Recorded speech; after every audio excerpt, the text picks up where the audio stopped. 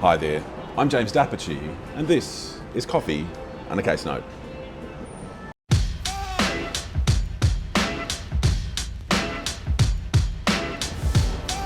Team, today we find ourselves talking about a plaintiff and a defendant, and as you can imagine from the way we're describing them, these are two parties who got into a dispute. Now, the plaintiff is a taxpayer and the defendant is a party who is attempting to cause the plaintiff to pay some tax. What is alleged relates to the plaintiff's alleged status as a sort of employment agent. And the parties get into this dispute about how much it is appropriate that the plaintiff ought to be paying up to the defendant on account of their tax status. Now, a piece of litigation kicks off, but sometime before that first instance piece of litigation is decided, the plaintiff makes a substantial payment over to the defendant towards the alleged tax liability. So there's some money that passes from plaintiff to defendant. And what happens in that first instance decision is immediately before it is made, the defendant makes an offer to the plaintiff.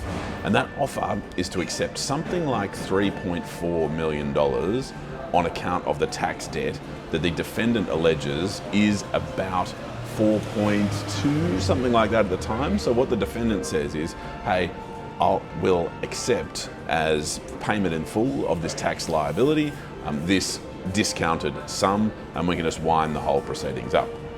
Now, what the plaintiff does is not accept that, and eventually the matter goes on to final hearing and a tax liability arises for the plaintiff as a result of that. Now, there's subsequently an appeal, and there are a number of different facets of the appeal, but the facet we're going to talk about today relates to legal costs and relates to the implications arising from this offer. Now, what the defendant says is, hey, I made this Calderbank offer to the plaintiff, and we use the term Calderbank in this context because that refers to a case from 1973 or so. And essentially, in relation to Calderbank offers, there's an argument that can be made that if you make a Calderbank offer, and you can say the person receiving your Calderbank offer rejected it or didn't accept it and it was unreasonable, then you can argue to the court that it was unreasonable, they rejected it, and you should have your costs from the date of that offer on the more generous indemnity basis.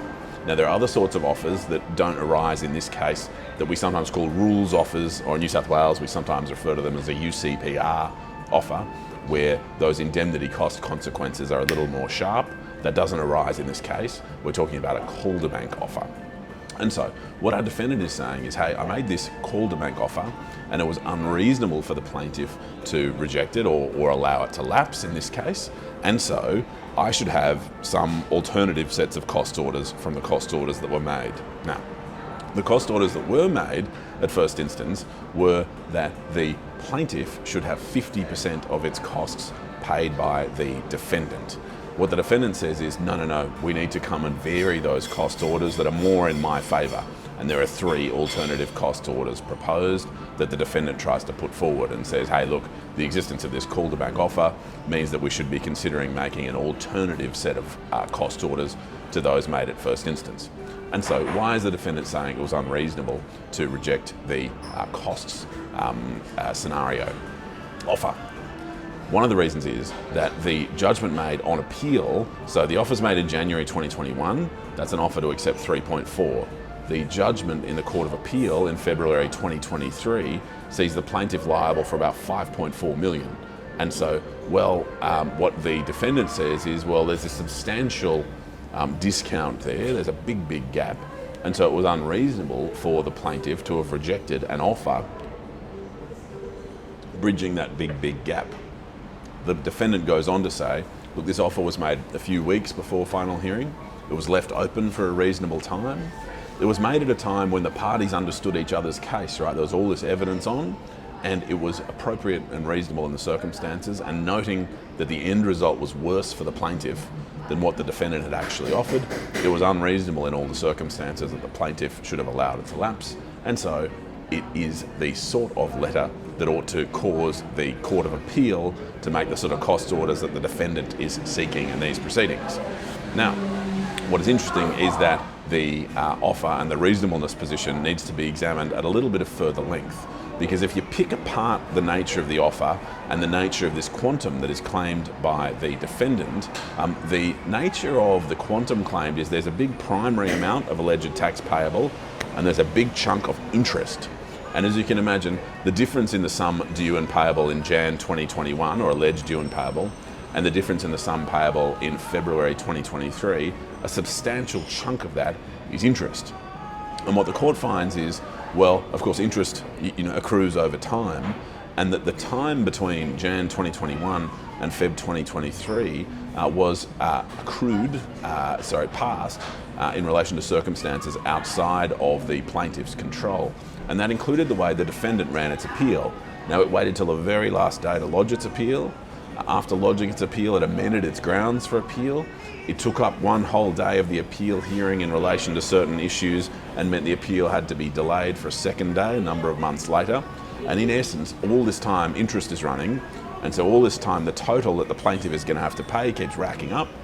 And so all this time, this is how we get to our amount in excess of $5 million when it comes to February 2023. And what the court says is, well, that interest risk splits both ways, right? So on one view, the plaintiff could have avoided the interest risk by accepting the offer, but don't forget, at the time the offer was made, the plaintiff might have still won. And so the plaintiff might have had to pay zero extra tax and might have got interest back on the amount it had paid over to the defendant, because remember, it had made a payment over to the defendant earlier.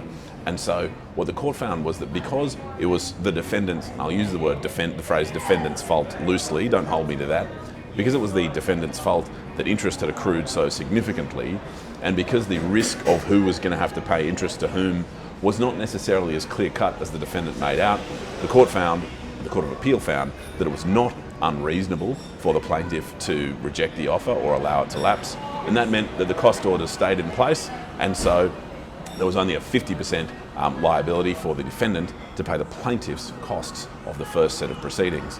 Now, interestingly, because the defendant lost that application, the application in the Court of Appeal, what we've been discussing today, the defendant was then liable to pay the plaintiff's costs of that application itself. And so the defendant didn't get the orders it came for and had to pay the costs of that failed application. Hope that assisted you. Perhaps a bit of a crunchy one today, and look forward to speaking again soon over another coffee and in respect of another case note. Cheers.